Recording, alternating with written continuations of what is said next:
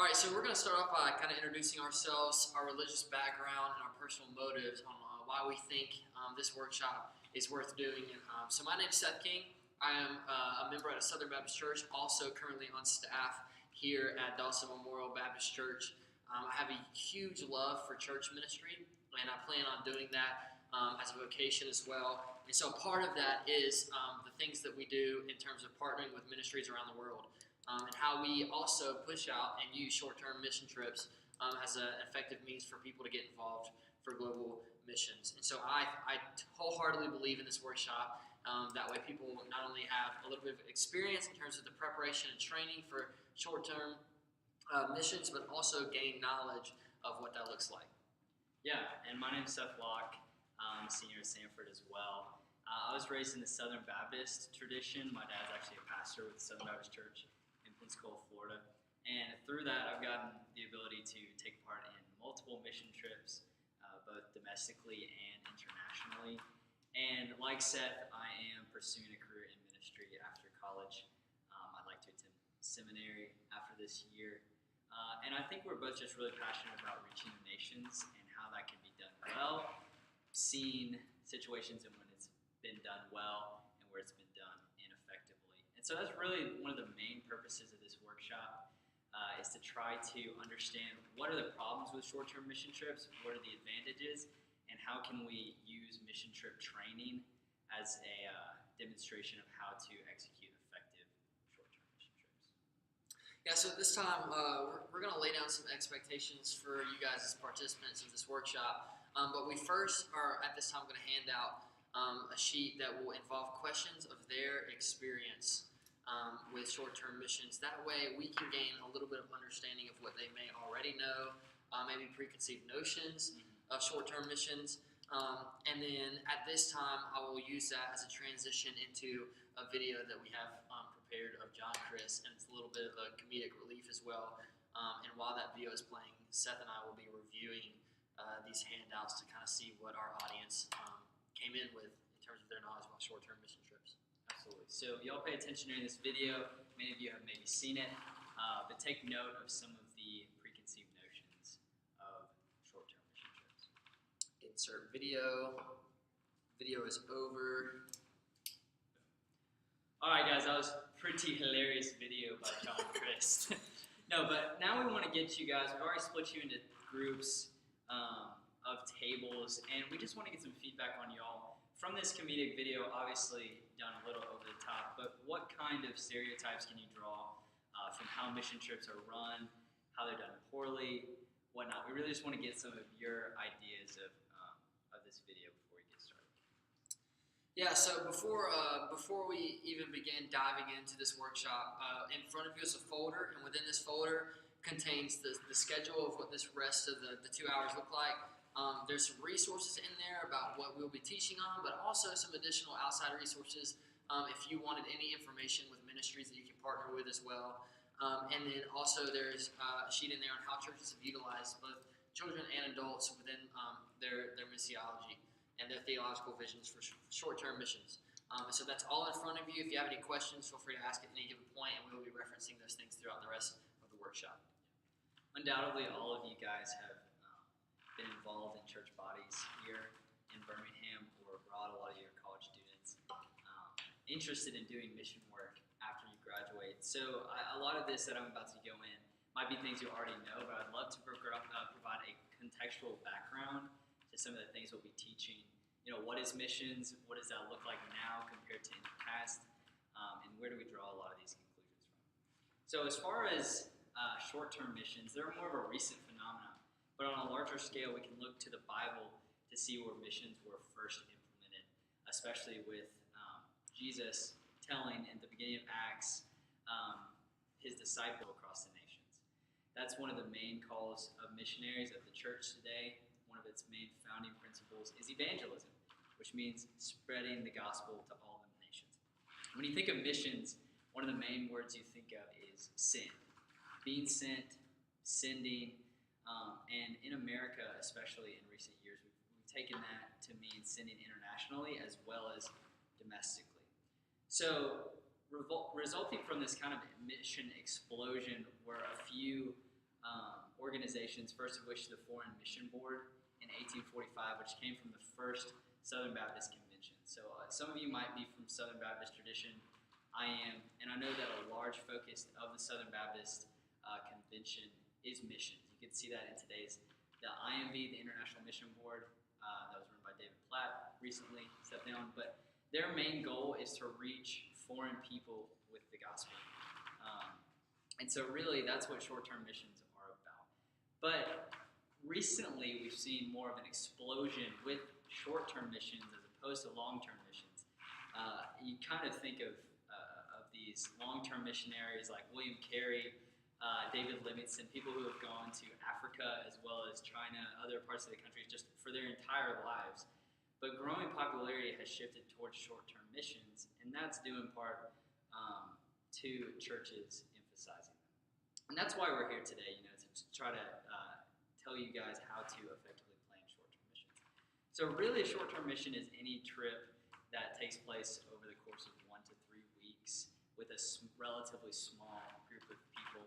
And the original mission behind these trips was to partner with long-term missionaries overseas who have planted themselves with the local church.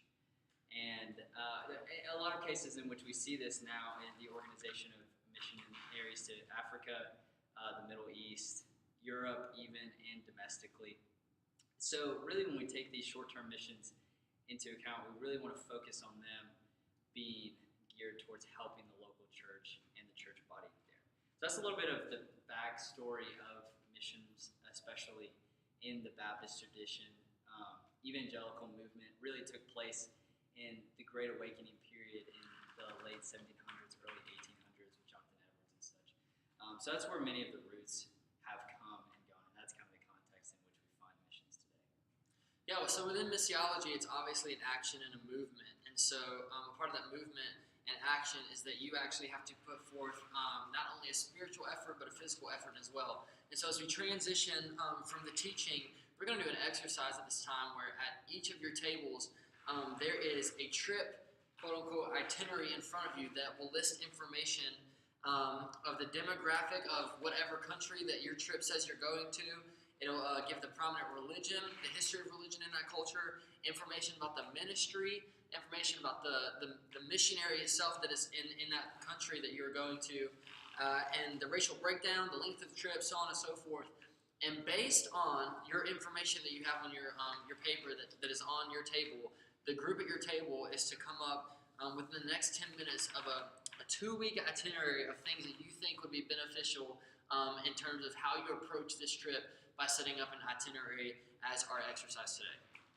Yeah, we'll be floating around as well, helping you guys with any questions you might have concerning this. But we really just want to get y'all's initial reaction to what should take place in a mission environment, what things should be included, and how you should be a part of that culture. Awesome. So as soon as that is done, we will take about 15 minutes to kind of reflect on that exercise. Yeah. So you want to talk about that? Yeah. So through the reflection, we'll basically just ask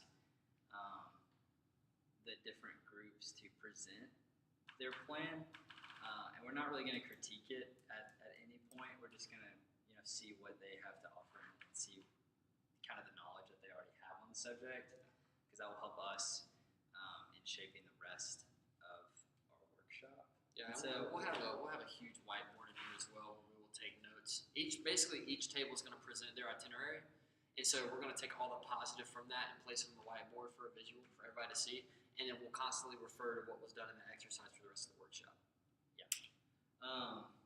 Once we do that, and I'll give a sneak peek to the end, we'll have them do this again in a different kind of way through our mock training to help them out. If they went wrong, like where they went wrong. So the idea behind this is to have them do it. If they do good, great, we'll build on that. If they aren't up to what we're teaching, we'll kind of focus on them as well. So after they present their things, we'll go into addressing the problem. So really the main problem that we see today in mission trips is that they're disorganized or misorganized in different fashions. The church, in their preparation, either there's There's a focus towards self. There's a focus toward,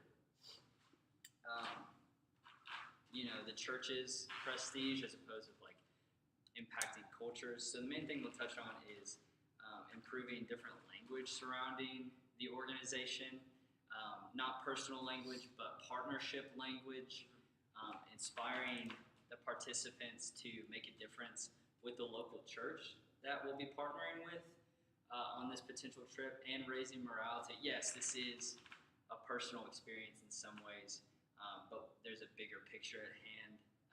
We want to work with foreign aids because at this point, there's been a lot of globalization that's happened in the sense of the United States is not the number one missionary sender. We're a big one, but cultures have kind of taken the mantle of missionary work, and so we want to partner with them. We don't want to try to overrun them or anything like that. So that's kind of the main thing that we're trying to get across: how to effectively organize and train people to be big thinkers as opposed to self-thinkers. Yeah, and that'll kind of conclude that exercise and what came about that, and also will be the breaking point for our kind of intermission for the workshop. At this time, we'll give them a break. We'll offer food, dinner, and drinks, and then after 10 minutes, we will come back and we will start off the second half of the workshop with a guest speaker whose name is Andy Carty. He is an associate pastor here at Dawson and has a ton of experience with overseas missions and short-term mission trips, leading a few teams actually within the past couple of months as well. And so what this is going to look like, it's going to be a panel. Seth and I will be up here with Andy with chairs that we'll set up during the break or whatever. And it will be centered around questions that are about how like the preparation process took place with him and his teams regarding his experience with training and then executing a short-term mission trip. And some questions, for examples, would be, first of all, we'd ask where he's from, what's his ministry background and role at Dawson to just establish some credibility for him. But also we'll talk about the shocking or influential factors that he faced when he first, and how the negative things that he experienced can be avoided by preparation and training. We'll talk about issues or challenges that he's faced on the mission field, hopefully giving us specific scenarios, and then how these challenges will help him shape his preparation for the teams that he leads. And then after we walk through questions like those, we'll also open it up for the audience, for them to ask questions too about maybe some of the stories he told or some of the information that he gave us there. Following this panel that Seth and I will do will be a mock training. And so up to this point, there has been plenty of information to basically build of the importance, or emphasize the importance of the training and preparation for a short-term mission trip that plays a part in its effectiveness. And so what we'll do is have a mock training where I will present to everybody in the room as if they are a team that is going overseas to the country of Uganda, and I myself is basically the leader of the team. And we will take the next 30 minutes and I will train them as if they are leaving very soon for this trip. And so what that looks like is that it will be almost an essential training lecture style, where we will talk about different facts about the country of Uganda, its history in terms of the European settlements and how that has played a part in their government now. We'll talk about its education. We'll talk about the history of missionaries and missions within that country. We will learn some of the language a little bit in terms of introducing yourself, how to say hey, and acknowledging that there are like two main tribal languages, but there are a ton of tribal languages all within those in itself, and the importance of making sure you say the same one in different areas of the country. We'll talk about its basic fundamental facts of the country, so the population, its racial background. We'll talk about its religion. We'll talk about the percentage of people that live in urban settings or rural settings. And then we'll talk about the ministry that we're partnering with, which in this case is AMG, which stands for Advancing the Ministries of the Gospel. It's based out of Chattanooga, and they have a very different idea of cross-cultural missions, to where they raise missionaries of the native country up, so that we partner with local people instead of partnering with Americans and Westerners that were sent over. And so how that affects our trip and our itinerary, and what we will be doing there by partnering with these people, and then we will at this time also learn a Ugandan dance that is a ritual in terms of celebrations. And so every trip that I've been on to Uganda, we have taken place in this dance because it is something that they show Westerners that come over. So we're going to learn what that dance looks like and how to do the dance. And then the last thing is we'll hit on the spiritual aspect of the whole training. The center verse of our team will be 1 Peter 3:15. It talks about always being ready to give a defense for the hope that's within you. And not because it's a selfish thing or it's a self-centered thing, but because we care so much about the people that we're engaging and encountering, whether it is locals or whether it is American missionaries that are over there that we're partnering with, to be able to define your faith, to defend your faith, and also be an example of your faith. And then we will also discuss the potential personal effect that this trip will have on you and how you are to handle coming back and adjusting back into the American culture. Yeah, so the main part of this as well is to give the participants firsthand experience of what we believe is an effective short-term mission trip, and instead of telling them how to do it, kind of showing them how to do it and walking with them through the process. That way they get both perspectives on the issue, both from the participant and seeing how to run one effectively. Yeah. So the back half of the workshop will be very much based upon the discussion of the guest and then the execution of this training, and not so much a lecture or teaching like the first half was. That will prepare you for the second half. And so at this time, we'll close.